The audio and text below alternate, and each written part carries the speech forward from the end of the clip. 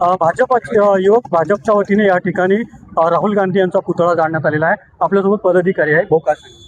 आपण पाहिलं असेल की जे जंतर मंतरचं आंदोलन आहे त्यामध्ये विद्यार्थी नाही नसून हे देशविरोधी कृत्य करणारे लोक आहेत। यांना देशाची प्रतिमा मलिन करायची आहे। आज आपण पाहिलं असेल की पूर्ण देशभर ज्या वेळेस कोविड आला होता त्यावेळेस हा राहुल गांधी नावाचा कॉक्रोच या देशामध्ये होता का?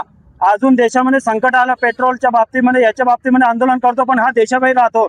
यांना देशामध्ये राहण्याचा अधिकार नाही पण देशामध्ये अशांतता व देशातल्या युवकांना भडकवण्याचं काम हे राहुल गांधी करतात व विरोधी पक्ष नेते करतात। आम्हाला सांगायचं या देशातला युवक हा जागृत युवक आहे। आपण पाहिलं असेल की या देशात देशभक्ती करणारा युवक या देशामध्ये आपण अनेक संकट आले युवा हे सर्व ताकदीने उभे आहे। आपण पाहिलं असेल की नीटची एक्झामचं तुम्ही त्यांना लॉंग फॉर्म जर विचारला ज्या ठिकाणी ते आंदोलना किंवा उपोषणाला बसले त्यांना सांगता येणार नाही कारण कोणी हातगाडीवाला लोडगाडीवाला हे बसलेले आहे कारण यांना देशामध्ये अशांतता करायची आहे। देशामध्ये शांतता टिकू द्यायची नाही।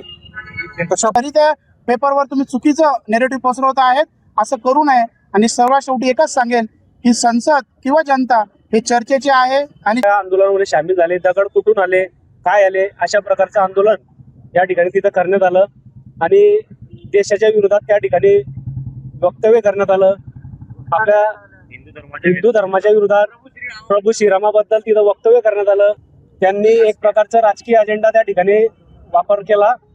त्याबद्दल आम्ही या ठिकाणी राहुल गांधींचा तीव्र निषेध युवा मोर्चातर्फे करत आहोत आणि विद्यार्थ्यांच्या हिताचा विषय जर असता विद्यार्थ्यांच्या हिताचा विषय या ठिकाणी लवकरात लवकर भारतीय जनता पार्टी युवा मोर्चा मार्गी लावणार। आपण पाहतो की भाजप युवकांच्या वतीने या ठिकाणी हे आंदोलन करण्यात आलेलं आहे। Camera person Vitthal Dhangar sir Ravi Gore TV9 Marathi Bhusawal Jalgaon.